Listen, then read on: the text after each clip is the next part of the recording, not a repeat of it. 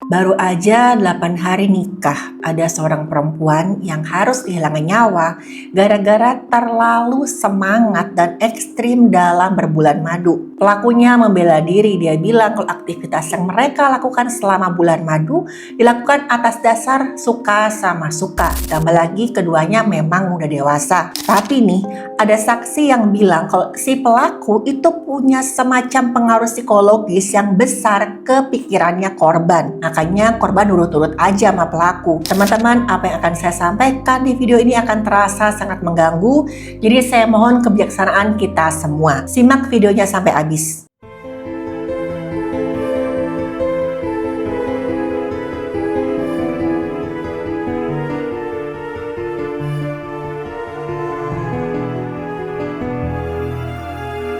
Halo, saya Dr. Stefani. Saya seorang dokter spesialis forensik dan medico legal, dan saya belajar dari yang mati. Pasangan suami istri yang namanya Ralph dan Crystal Jankus ini memang bisa dibilang punya selera yang agak-agak lain. Sejak tahun 2011 mereka kenalan, 7 tahun kemudian mereka memutuskan untuk nikah. Lama juga ya 7 tahun pacaran. Padahal keduanya bisa dibilang udah nggak muda lagi.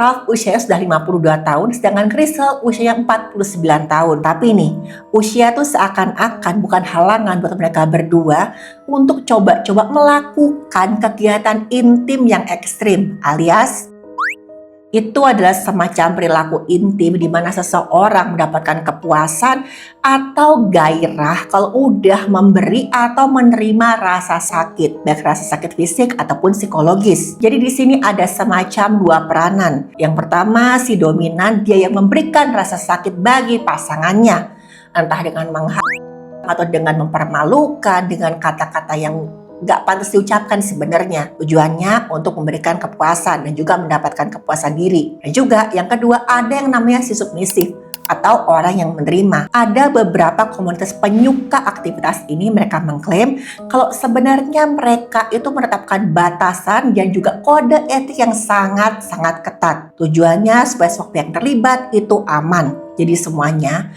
harus dilakukan secara sadar atas persetujuan dua belah pihak dan juga aman. Pihak yang terlibat harus sudah dewasa dan harus tahu resikonya. Dan Ralph ini bisa dibilang bukan pemain baru, teman-teman.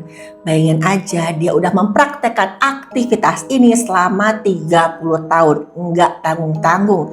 Lebih dari separuh hidupnya. Sementara Crystal sebenarnya itu punya latar belakang yang lumayan kelam. Dari kesaksian salah seorang putranya, Crystal katanya tuh pernah punya trauma mendapatkan perlakuan enggak senonoh dari anggota keluarganya ketika Crystal masih sangat-sangat muda. Crystal itu punya trauma mendalam karena saat itu dia merasa nggak berdaya. Diduga ini jadi salah satu faktor kenapa Crystal mempraktekkan aktivitas ini. Jadi kira-kira seperti ini teman-teman penjelasannya.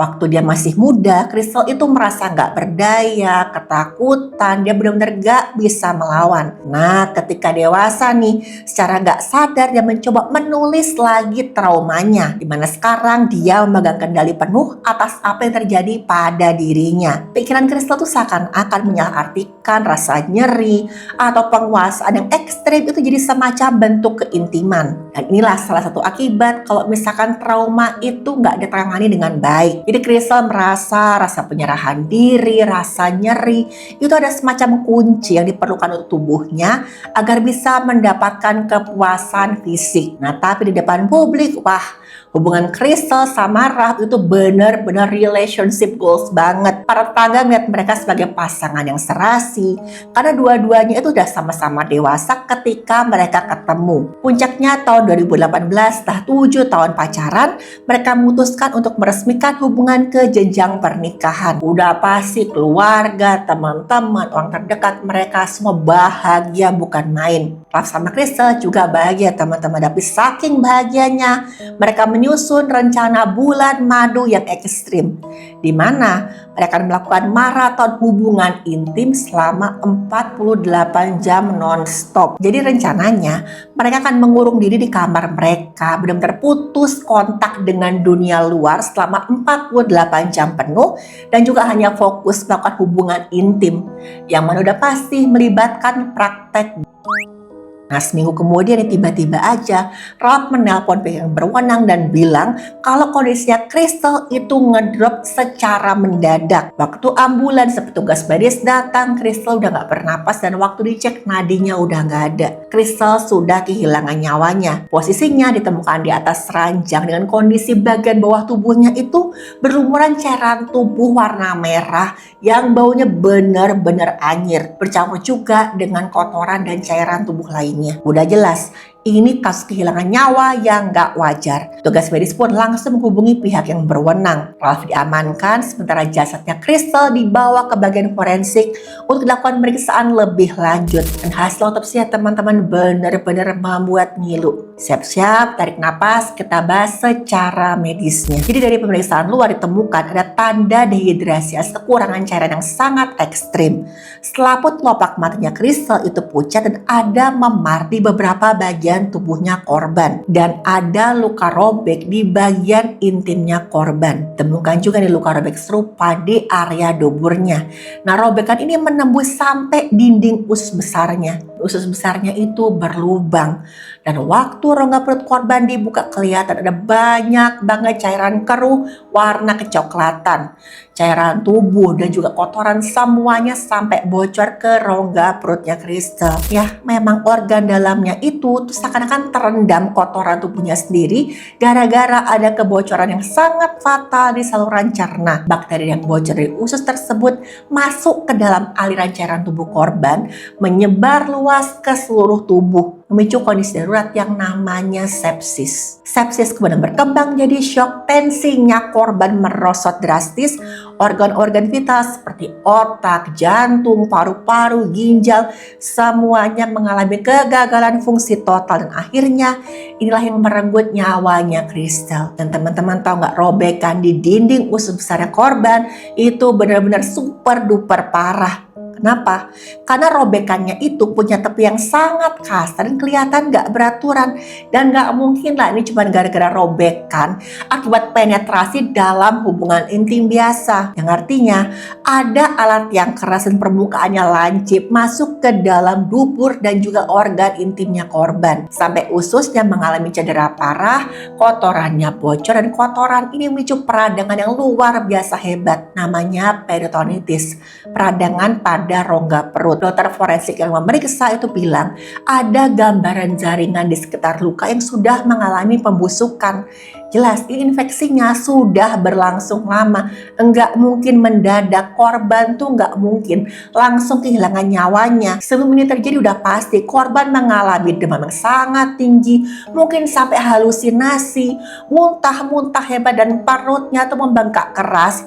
Itu udah kayak papan besi. Ya, korban segitu kesakitannya. Sementara yang gak teman-teman dari pengakuan Ralph tadi, Crystal tuh katanya tiba-tiba aja ngedrop kondisinya, lalu kehilangan nyawa. Prosesnya cepat. Gejala klinis dari usus yang bocor ini gak mungkin bisa disembunyikan atau diabaikan oleh siapapun yang berada di ruangan yang sama. Ralph tuh gak mungkin gak mengenali yang namanya tanda-tanda tubuhnya Crystal. Udah pasti Crystal demam, sakit perut, bahkan sampai gak sadar. Yang berwenang kemudian melakukan olah TKP dan di situ mereka menemukan ada satu benda yang diduga kuat jadi penyebab Crystal kehilangan nyawanya. Benda itu namanya roda Waterberg. Alat ini tuh berbentuk roda logam kecil dan punya gerigi tajam di sekelilingnya.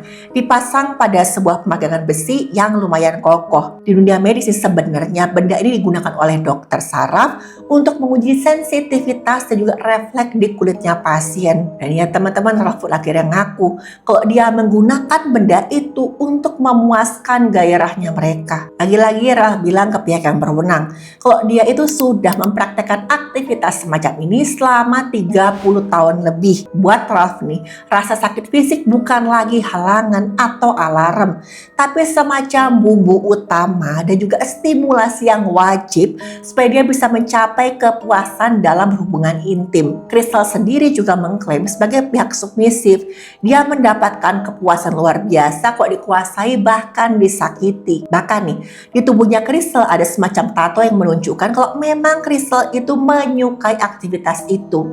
Dan mereka berdua memang tergabung di sebuah komunitas penyuka Dan miris ya teman-teman, ini adalah salah satu faktor kenapa mereka cocok satu sama lain. Karena mereka itu nggak takut mencoba hal-hal yang ekstrim, bahkan sampai kehilangan nyawa. Dan Ralph bilang, mereka tuh sepakat untuk melakukan bulan madu super ekstrim ini segera setelah resmi jadi suami istri sah. Jadi mereka mengunci diri kamar yang sudah didesain supaya kedap suara. Jadi yang namanya teriakan, rintihan itu sama sekali kedengaran dari luar. Nah, dalam kamar itulah Ralph mulai mengeluarkan koleksi alat-alat ekstrim miliknya yang udah dia persiapkan sejak lama. Dimana salah satunya adalah roda Wattenberg tadi. Dan Ralph sama sekali gak kepikiran nih apa bahaya. Karena di otaknya itu cuma ada bagaimana caranya mencari kepuasan ekstrim. Jadi selama aktivitas itu berlangsung, otak kedua belah pihak itu melepaskan zat kimia dalam jumlah yang masif. Dan kondisi ini mengubah kesadaran secara sangat drastis. Otak melepaskan endorfin dan enkefalin untuk meredam rasa nyeri di fisik. Dan hormon ini menempati reseptor namanya reseptor opioid di otak, menciptakan efek euforia atau kegembiraan yang luar biasa ekstrim, mirip dengan penggunaan zat-zat berbahaya. Nah, sementara itu dopamin dan adrenalin dilepaskan dalam jumlah besar gara-gara stimulasi bahaya, rasa takut dan juga antisipasi. Dan dopamin ini memicu sistem penghargaan atau reward system di otak yang menciptakan rasa ketagihan dan juga dorongan untuk menaikkan intensitas agar mendapatkan kepuasan yang sama. Semakin lama semakin nagih dan semakin ekstrim. Nah, ketika bagian otak yang namanya korteks prefrontal yang mengatur logika, penilaian resiko dan juga kendali diri itu dibanjiri oleh dopamin dan endorfin, kemampuan logis seseorang untuk menilai bahaya menurun drastis hampir gak ada. Dan pelaku dalam kasus ini si Ralph itu kehilangan kepekaan terhadap kenyataan cedera dari pasangannya alias Crystal. Gara-gara apa? Otaknya sedang berada dalam kondisi kimiawi atau high. Dan inilah teman-teman yang membuat Ralph tiba-tiba aja ngide untuk menggunakan alat berbahaya tadi. Dan Crystal di pihak lain gak langsung menyadari kalau itu membahayakan tubuhnya. Gara-gara otaknya juga masih dalam kondisi penuh dengan hormon kenikmatan. Padahal nih, kait itu udah merusak usus besarnya dan terjadilah kebocoran isi usus ke rongga perut. Nah, ketika sesi maraton itu akhirnya selesai, Crystal langsung jatuh sakit, tubuhnya melemah, menggigil, demam tinggi, dan hanya bisa merintih kesakitan di atas kasur. Dan Ralph justru membiarkan Crystal terbaring gak berdaya karena menganggap itu hal yang biasa. Tapi Ralph juga sempat bilang teman-teman sebenarnya dia udah nawarin ke Crystal, kamu mau nggak kita ke rumah sakit aja? Tapi Crystal menolak, katanya sih gitu. Katanya Crystal malu kok nanti dokter, perawat itu ada yang tahu aktivitas ekstrimnya mereka. Jadi ya intinya selama 4 hari berturut-turut, Crystal hanya bisa menahan rasa sakit yang membakar badan secara pelan-pelan. Tanpa satu pun ada obat yang diberikan. Ralph juga bilang seperti ini, kalau istri barunya ini memang punya riwayat sakit perut sebelumnya. Bahkan pernah melakukan pemeriksaan kolonoskopi atau pengambilan sampel dengan hasilnya normal. Dan Ralph baru sadar ada yang gak beres, sangat-sangat gak beres waktu kondisi Crystal gak kunjung membaik. Setelah itu semuanya udah terlambat. Di depan pengadilan ketika sedang digelar, Ralph bilang dia dan Crystal melakukan hal itu atas dasar suka sama suka, dan keduanya udah tahu resikonya, sama-sama udah dewasa. Ralph bahkan membawa saksi dari circle pertemanan mereka yang menyatakan kalau memang Crystal sering bercerita dengan bangganya tentang aktivitas intim kasar mereka secara sukarela. Jadi katanya teman-teman buat Crystal seakan-akan semua tanda kekerasan di tubuhnya, semua cerita itu tuh adalah semacam penghargaan, semacam tanda kehormatan yang bisa dia bangga-banggakan di komunitas tadi. Nah, Ralph tuh ngaku kalau satu-satunya kesalahannya adalah dia terlambat mengenali tanda bahaya. Nah, tapi teman-teman, putra kandung Crystal pun akhirnya ikut bersaksi. Dia bilang kalau sang ibu itu punya mental yang gak stabil dan ini dimanfaatkan oleh Ralph. Crystal itu memang pernah mengalami trauma hebat ketika usianya masih sangat muda. Dan ini dimanfaatkan oleh Ralph, itu kelemahan mentalnya untuk mendominasi, mengendalikan dan juga otaknya selama bertahun-tahun. Kata putranya Crystal, ibunya itu seakan-akan berada di bawah kendali psikologis yang penuh, membuat Crystal selalu berkata iya pada apapun permintaannya Ralph, walaupun itu memang menyiksa batin dan juga fisiknya. Dan yang lebih mengejutkan lagi, fakta investigasi mengungkap kalau Crystal tuh pernah melaporkan Ralph ke pihak yang berwenang atas dugaan fisik sebelum mereka menikah. Tapi Ralph bilang kalau waktu itu mereka tuh hanya mempraktikkan cara berhubungan intim yang sudah mereka sepakati secara bersama. Putra Crystal tetap ngotot. Dia bilang kalau waktu itu sang ibu tuh sudah punya ketergantungan psikologis mendalam ke Ralph. Jadi akhirnya Ralph tuh bisa mendesak Crystal untuk menarik lagi laporan ke pihak yang berwenang yang sempat dia ajukan. Berdasarkan bukti tekanan psikologis ini, jaksa penuntut umum menuntut Ralph dengan pasal tindakan agresif yang mengakibatkan hilangnya nyawa.